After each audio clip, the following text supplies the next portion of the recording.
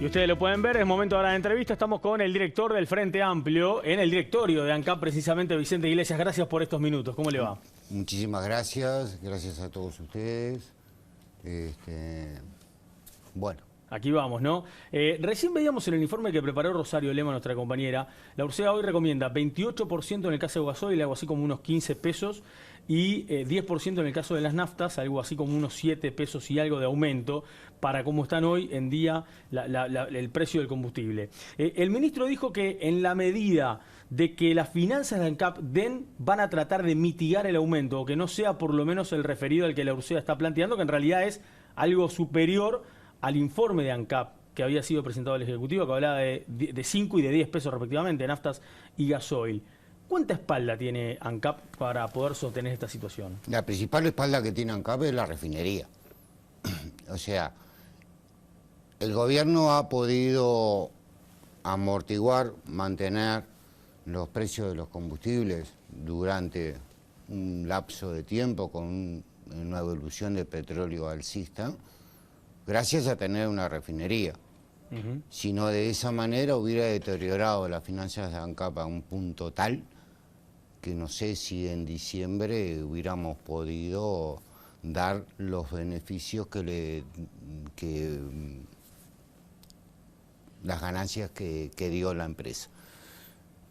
Y teniendo en cuenta eso, siempre hemos recalcado que no estamos de acuerdo en cómo es que se fija los valores de precio puesta en planta, pero también venimos recalcando hace mucho tiempo, y ahora se hace más que necesario poderlo llevar adelante, es una mesa de diálogo donde se establezca cuál es la ganancia adecuada y justa de toda la cadena, porque tengamos en cuenta, al día de hoy, con 75 pesos de pesos, casi 75 pesos, el precio de la nafta en el surtidor, ANCAP solamente participa en 30 y poquitos. Los otros 40 están en otro lado.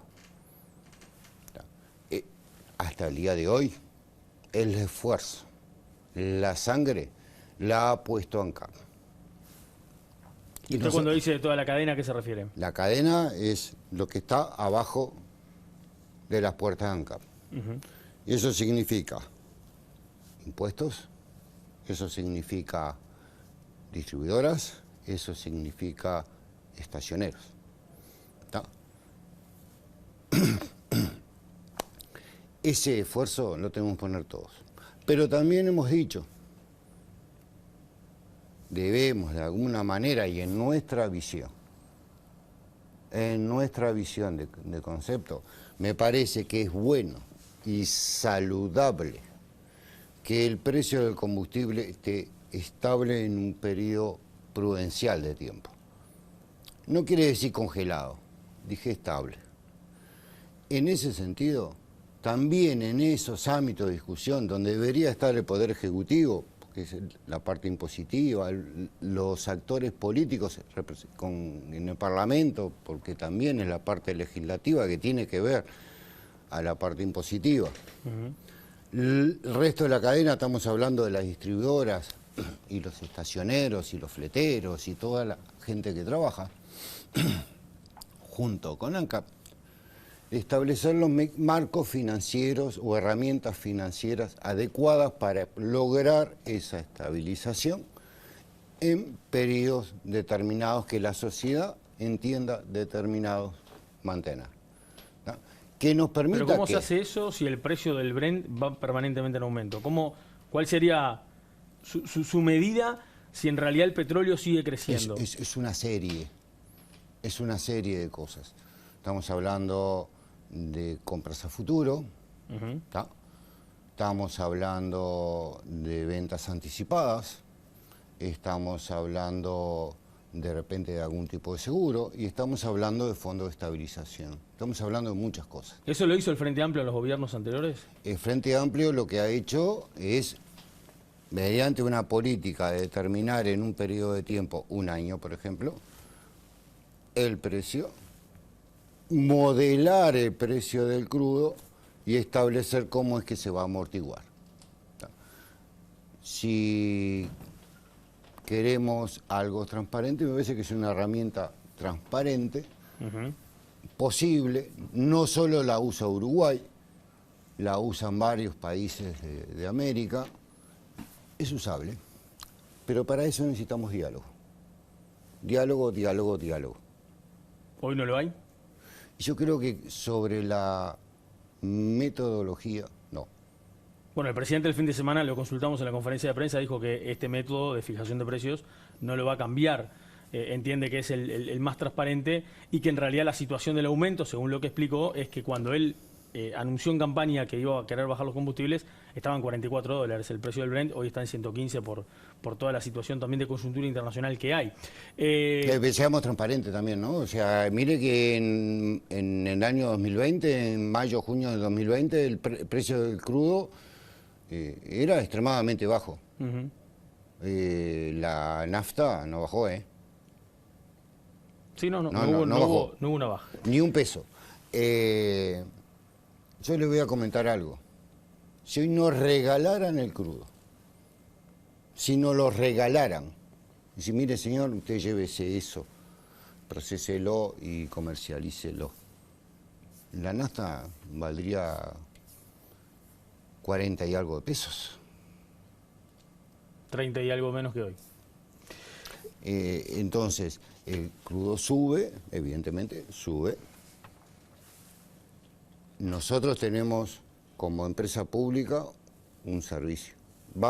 Les brindamos ese servicio a la población que es combustible. Combustible que es materia prima para la producción, para el transporte y para la sobrevivencia de todos nosotros, o sea, cocción, calefacción y muchas cosas más. En ese planteo, en esa estrategia que usted decía, que también entiende usted que es transparente, que los gobiernos del Frente Amplio lo hicieron en su momento, ¿implicaría hoy en la actualidad una renuncia fiscal de ANCAP de qué tamaño? Para poder sostener el precio de los combustibles, más allá de lo que puede ser el aumento de del precio del petróleo, mantenerlo por un periodo de tiempo estable, sin aumentos. Eso depende de los modelados que tú hagas y cuáles son los horizontes que tú hagas. O sea, lo que estamos hablando es modelar con principios que todos estemos de acuerdo. Primero que tenemos que poner de acuerdo son en las hipótesis, en los principios de partida. Después los técnicos los van a modelar y lo van a hacer muy bien. Pero los principios de partida nos tenemos que poner de acuerdo. ¿Cuál es lo que nosotros toleramos de variación? Ahí hay diferencia. Usted en el directorio lo que plantea tiene diferencia respecto al oficialismo. Tengo diferencias con respecto al oficialismo. El oficialismo, ojo, mire que el oficialismo también está muy preocupado por la evolución de los combustibles, lo expresan continuamente. No, sí. Pero ¿la diferencia cuánto es en ese horizonte que usted plantea respecto al oficialismo hoy en día? Nosotros hoy entendemos eso. ¿Tá? La diferencia, no hemos hablado todavía, porque primero acordemos el mecanismo. Bien, en gobiernos anteriores usted hablaba recién de algunos instrumentos, pero también, por ejemplo, se utilizó para mantener las tarifas la compra de crudo con entrega diferida y, por otra parte, el acceso a nuevos instrumentos financieros como el call y el swap. El swap, hay que contarle a la gente que son contratos mediante los cuales dos partes se comprometen a intercambiar una serie de flujos de efectivo en una fecha futura, basados en una cantidad determinada de principal y de una regla determinada. ¿Eso hoy sería eficiente para poder establecer un periodo de tiempo sin aumentos en el precio de los combustibles, estabilizarlo como usted dice?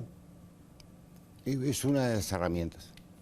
Es una de las herramientas que es lo que hablaba hoy. Sí, es una de las herramientas. El gobierno no lo maneja.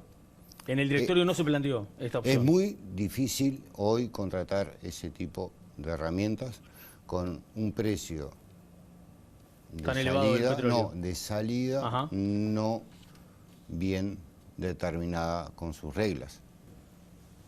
Eso, el swap, por ejemplo, que tú estás hablando, es una especie de seguro y el que te hace el contrato no es bobo. No va a perder dinero. Claro, necesita una garantía. Y la garantía de que vos le vayas a pagar y no te vayas a repetir de antes de tiempo, ¿no? Ahora, el no tener estabilidad en la salida es parte del problema. ¿Cuál es el nivel de compras a futuro adecuado y óptimo? Si yo no tengo forma de predecir eso. De hecho, en los últimos meses eso no se ha podido predecir. Entonces, eso crea un problema. también crea otros problemas.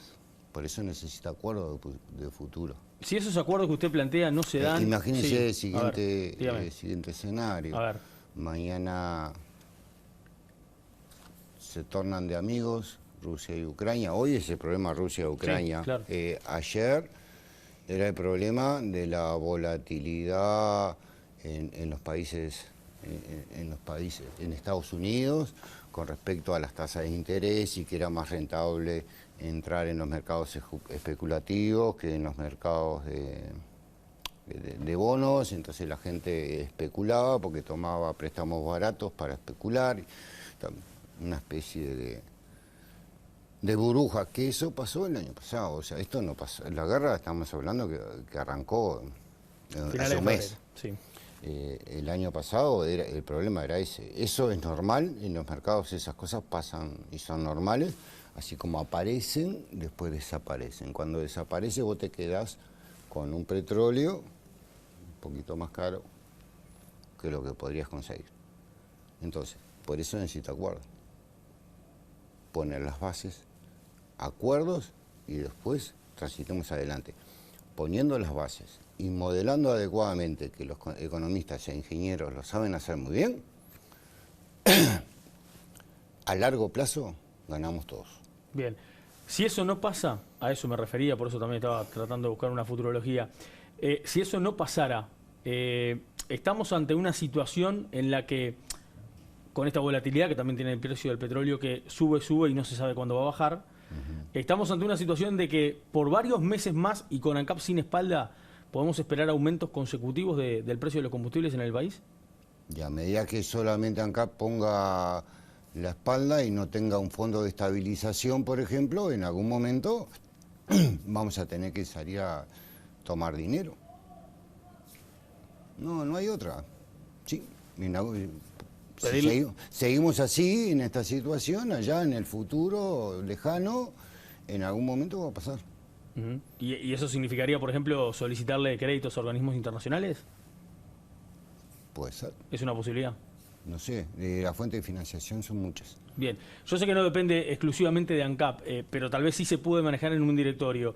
La posibilidad de que haya ciertas consideraciones, digamos, con alguna parte de la población, como por ejemplo el sector productivo, ¿está sobre la mesa ante los aumentos del precio de los combustibles? Porque, por ejemplo, en el caso del gasoil, ahora la URSSA recomienda 28% de aumento, son 15 pesos más. ¿Esto se plantea o no? ¿No se discute? No lo he escuchado. Bien. No lo he escuchado. ¿A usted le parece que no sería lo más conveniente? Depende de la fórmula. Depende de la fórmula, porque el gasoil generalmente es en el sector productivo. Pero la nafta es en la última milla. O sea, el gasoil se usa para, fundamentalmente, ¿no?, transporte, y el segundo es actividad agrícola, ¿no? La gasolina, o sea, la nafta, se va a usar para transporte, esencialmente se usa en el transporte personal de los uruguayos, que también es necesario, pero también se usa en la última milla. Como le digo, la última milla está mal dicho, pero es el último tramo de la distribución, ¿no? Sí, sí. Entonces, el estabilizar y el lograr un producto razonable y que refleje algunas cosas no está mal, pero deberían ser los dos. Gracias, Iglesias, por estos minutos con nosotros. Dale. Vamos a escuchar ahora a Carolina Cose, la intendenta de Montevideo, que habló del precio. No se vaya, Iglesias, que todavía tenemos para presentar a Carolina Cose, la intendenta